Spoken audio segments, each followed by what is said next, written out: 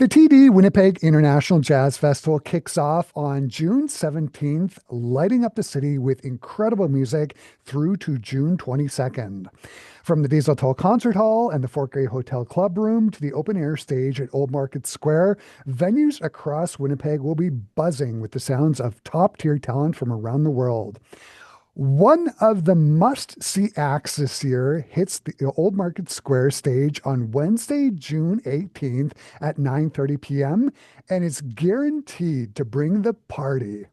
The Shuffle Demons, one of Canada's most beloved and funky jazz bands, will be bringing their high energy mix of jazz, funk, hip hop, and rap to downtown Winnipeg.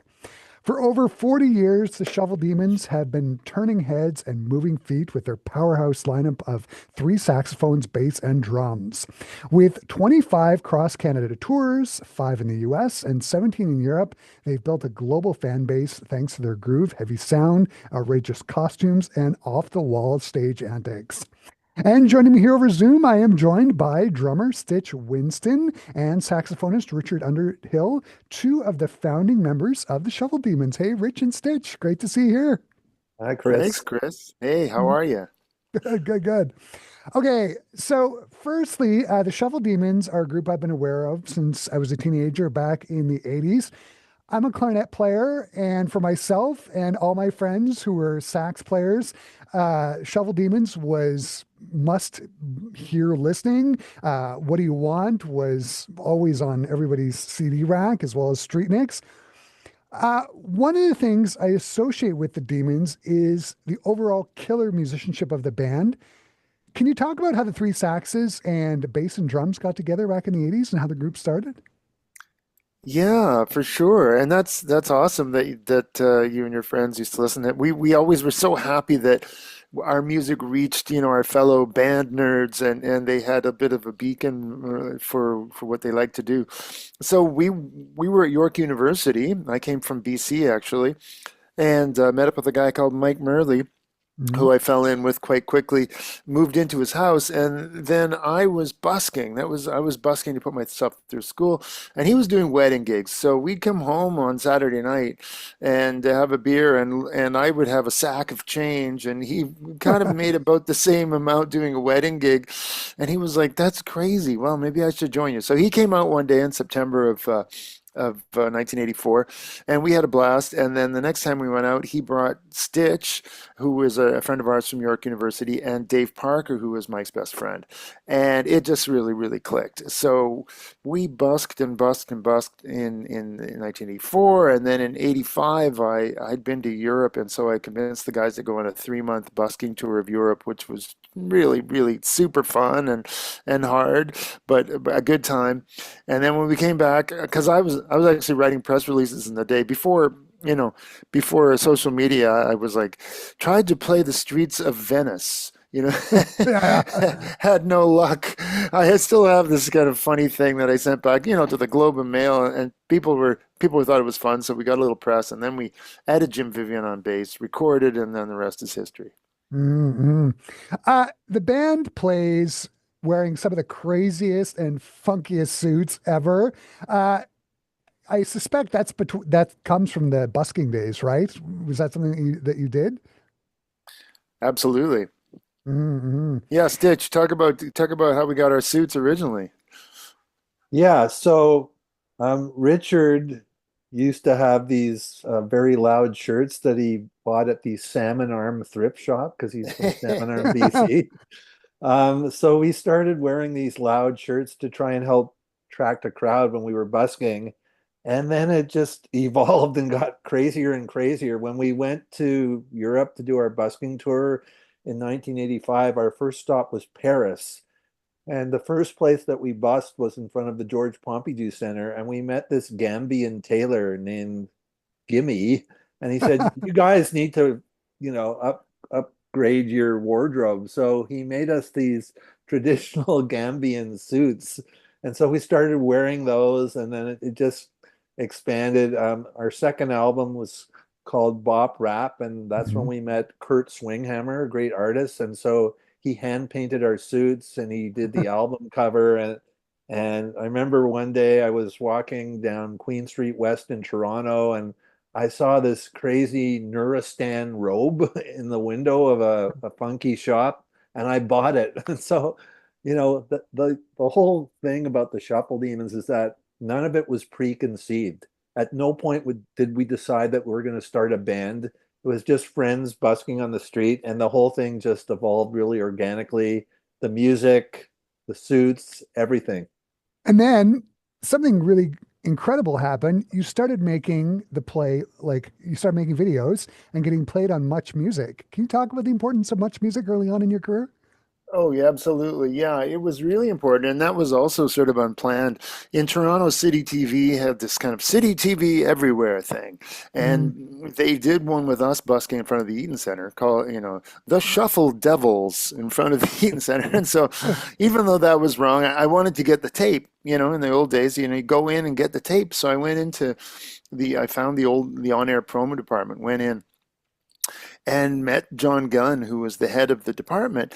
And I was like, hey, he's like, you're those guys. Oh man, we love you guys. That's so fun. Hey, why don't we make a video with you guys? So Much Music was really lucky for us because we had these in-house people who worked, several doors down from Much Music who got involved in this video. So I applied for some video fact funding, got like $3,000, which is nothing, of course. And especially back in the old days, it was all shot on film. Mm. We got Robert Sarasi to do the videos, and he'd just done the one for the Parachute Club, and really those guys who worked at the on-air promotions department at City TV were just just fantastic. For them, it was like a little side project, so they were super organized. They interviewed extras, and then the main stumbling block was we couldn't get a Spadina bus.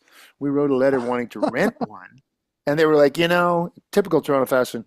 In the song, you imply that people are waiting for the buses, and that, that's not good. And also, at some point, you look for your coins, and you mention the word groin. Yeah, can't rent you a bus. So we were like, ah. But then we thought we'd shoot it guerrilla style, and we were on Spadina, where there's probably about 20 buses an hour, and the bus drivers started figuring it out. So they were stopping at the right moments and helping us out. So it was super fun. That's But the great. great thing about it is that Much Music was just getting started at that Yeah, time. They were that's looking right. for Canadian content, and there we were. So we Yeah. were Mhm. in the right place at the right time. They started giving our music videos heavy rotation, and that really put us on the map. Everyone all of a sudden knew who the Shuffle Demons were, and that's when it really started to take off. So Much Mhm. Music was instrumental in the early success of the band. Mhm. Absolutely. I saw when I was prepping for the interview, great interview that you did while you were in India. And from what I gather, Stitch, you're in charge of the booking for the band, and Rich, you're in charge of sort of setting up the logistics. What's it been like keeping the band on the road all these years, all these decades? Well, first, just to clarify, in the early stages of the band, Richard did the booking. And Mm. then in 2004, we did a 20th anniversary reunion tour. And we kicked it off with an amazing event at Dundas Square in Toronto, where we broke the Guinness Book of World Records for the most saxophone players playing simultaneously. Somehow we accumulated 930 saxophone players to play an arrangement that Richard did of the Hockey Night in Canada theme. And then we did this cross Canada tour. And then after the tour, Richard decided, well, you know what? I don't really have the will or the desire to book the band any longer. And I said, well, you know what? I do. So I'm going to take over. And then I just let my imagination run wild. I always think big. So I started booking tours all over the world. I think within the first year or year and a half that I started taking over as the booking agent, I booked tours for the band in India, China, and Europe. And then it's Mhm. just expanded. And at this point, the only continent we haven't played on is Antarctica. Although you tried to make contact for that when we were in New Zealand, I remember. Yes, I did. Uh, So this year, in March, the Demons put out your latest disc. Are You Really Real? I mean, I listened to it. It's great. Can you talk about the recording process and how does it feel to have a new recording out? Yeah, it's great to have a new recording, and this time we're not doing it ourselves. We're on Alma Records, which is a really nice boutique label here in Toronto that's done some great jazz stuff. And Peter Cardinale's a really great guy, and we're really fun to hook up with him. So that's great. And yeah, the recording process, well, it's Stitch gets a grant, it tells us, and then we're like, oh, okay, we got to record, we got to write some songs. And, I'm sort of always writing songs and recording them on my phone and we'll look at that later when it's time to put out an album and mix things together and write lyrics. But Are You Really Real, the title track, was written after I'd really done a deep dive into AI and the AGI ideas that were happening. Really, I started paying attention a couple of years ago before it really became really popular. But there were warnings that it might get out of control, which we see. It hasn't taken over and wiped out humans yet, yet, but it has done some strange things, and it's hallucinating, and it's completely, sort of mucking up things in a lot of ways. So that was the name of the title track, and that was the inspiration for that. Hmm. And then you've got "Money Is My Only Religion," and on "Are You Really Real?" And I got to ask the question, has the band grown up? I mean, between Are You Really Real and Money Is My Only Religion? And I'm also thinking of the tune Crazy Time. I think Yeah. the album that came out in 2020. I mean, it's a far stretch from Cheese on Bread and Blue Mustard. Do you think the band has grown up over time? It's Well, interesting because Richard and I did an interview yesterday with someone in Revelstoke. We're playing there on Canada Day, and he asked us the same question. And the answer is yes, we've grown up. The damn. subject matter of our vocal tunes is a lot more serious, and I think the music we're doing now is a lot more challenging. So yeah, it's absolutely evolved, and I love that because I'm not one for resting on laurels. I think you Mm. have to keep pushing the envelope. So to answer your question, a resounding yes, the band is grown. Not that I And didn't like the band in the old days, I did, but I'm glad that it's evolved because that's what it's all about. Yeah, yeah, and absolutely. And in a way, true, back in the old days, we didn't have all the social media and 24 Mm. millisecond access to every kind of news and doom scroll that's available. So, Yeah. in a way, unfortunately, I'm doing the lyric writing. It kind of reflects that the sort of Twitter addiction or whatever too, those things that are going on. Because in the old days, we were guys bopping around drinking a beer and having fun and cheese on Mm. bread. And, it was a Yeah, bit more innocent, right? You're younger, right. you're a bit more innocent too. Yeah. And also Dave Parker, who was one of our chief writers, moved to Quebec City. So that's when I sort of became one of the chief lyricists, and that, there you go. Mm. Mm. One of the things I've always wondered about the Shuffle Demons is, I mean, and Are You Really Real has it in spades. It's super awesome. The magical saxophone harmonies that run throughout the group. Can you talk about that? Like, are there arrangements written or are they just worked out in rehearsal? Because I mean, you're playing pretty much everything from memory on stage anyway. How did those saxophone arrangements come about? Well, that has evolved as well because originally it was we were just playing on the street and making, I would often take the lead and then the other guys would make up some harmony underneath. And so often it had that kind of interesting fourth C sound. And I actually took, composing and arranging at York University. So even also in the early days, so 50% might have been made up and then 50% written out. And now a lot, most of it is actually written out. Mm, So I have a particular kind of horn arranging sound, and then the other people in the band also have their kind of way, and that's what makes it cool, is because everyone's got a different way of doing it. But I think what's really the overarching sound of the band, it is these three saxophones, bass, and drums, and mm, so even if people have their own flavor of arranging within it, it's still that kind of sound palette that you're dealing with, mm. and that really gives the band a strong identity. And And Stitch, everyone in the band writes. I was going yeah. to mention that we do all original material, and Richard does the most writing, but everyone in the band writes. So on this new album, Are You Really Real? Richard wrote 7 tunes, but I wrote 2 tunes. Kelly Jefferson wrote 2 tunes. Mike Downs wrote a tune, and Matt Lagan wrote a tune. And we do the horn arrangements ourselves. Yeah. Mm. And Yeah. Stitch, Stitch, how do you come up with like some of the great grooves that you put behind the three saxes for the tunes? Like, how does that come Um, together? it just comes together on the spot. So basically, we rarely ever rehearse.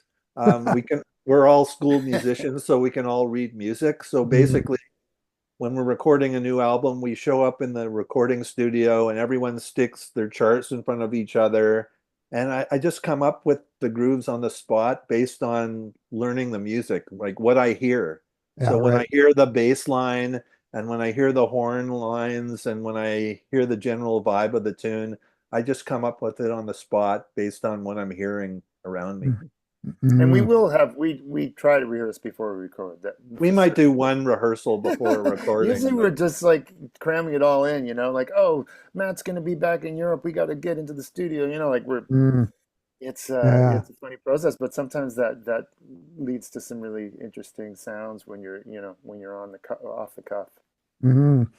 So you've got the show here in Winnipeg on the 18th. What can people expect from the show in the way of tunes? I mean, I would imagine you're going to play some tracks of Are You Really Real? But any stuff from the early days as well? What can people expect? Yeah, it's a real mix. Definitely we'll want to be showcasing some tunes from the new album, but also, yeah, we'll be playing some from a Crazy Time record, and then, some of the classics, Cheese on Bread, Spadina Bus. He's the drummer. So, it often depends, like, are the crowd dancing? Okay, let's keep them going, or, we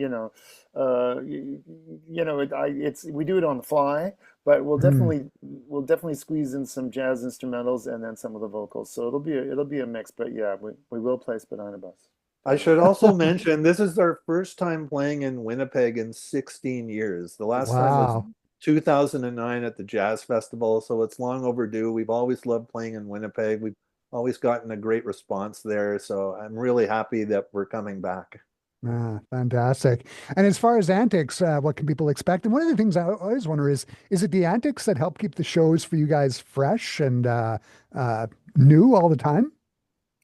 You bet. I It's the mean, the music and the antics because we're improvisers, so we never play a song the same way twice. It's Mm, different every night. So that keeps it fresh first and foremost, and the antics. yeah, there's nothing better for me than going out in the crowd, like whether we're starting the show with a walk on or doing a Spadina Bus walk around, just getting in people's faces and seeing reactions and having Stitch do some crazy dances or whatever. It really engages the crowd and starts things off or ends things on the right foot, and then from there, I think people are really receptive to whatever else we're going to do because we get them off on the right foot. Fantastic. Rich and Stitch, this has been so great. I'll wrap up the conversation by asking, what are you looking forward to most about being here on the 18th in Winnipeg? Well, being back in that great town Mm, and jazzing up some people in the square, that sounds like I love the idea of an outdoor, gig at night. That's perfect. So really looking forward to And mhm. feeling the crosswinds at Portage in Maine. Aha. it. Well, you won't have to walk far. Yeah, just be Not in January, yeah, thankfully. just be thankful it's not in February. Yeah, Yeah. absolutely. This has been great. I'm going to ask a question. What's after Winnipeg? Where's the Spadina bus going to take you after you're here on the 18th? What's next? Well, the 19th is Regina, the Hmm. 20th is Medicine Hat, unpredictably and crazily, the 21st is Niagara Falls, and the 22nd is Ottawa. So it's Jazz Wow. Festival season, and we're we're going. But We're on then to it. after a few days off, we're back at it. We're playing at the jazz festivals in Victoria and Calgary. As I mentioned earlier, we're playing in Revelstoke on Canada Day. And Mm. then after a few days off, we're playing at the Jazz Festival in Saskatoon. After a few more days off, we're back out west in the BC interior, playing in Trail, Kamloops, and Scotch Creek, which is right near Richard's hometown of Salmon Arm. Then we're playing at the Beaches Jazz Festival in Toronto, and then a summer jazz festival in Toronto the following week. And then So you're in busy. August, Yeah, yeah, we're busy. Yeah. in August we're playing the Stratford Summer Music Festival, which is always great, and then the Markham Jazz Festival. So yeah, it's going to be a busy and really fun summer, and we're Mm. very, very grateful to the Canada Council for the Arts and the Ontario Arts Council for supporting this tour. Mm. Exactly. Rich and Stitch, this has been a real thrill for me to talk to you both. I'm sure I'll be at Old Market Square. You can guarantee it on the 18th. I hope the weather is great and the show goes well. All the best. And thanks for taking the time to sit down and talk to me today. It's been fantastic. Yeah, thanks for having us. Yeah, thanks so much, Chris. And if you brought your clarinet, you'd be welcome on the Spadina bus walk around. I'm just saying. Okay. I'm not joking. All right. Thanks, guys. Thanks, Thanks. Chris.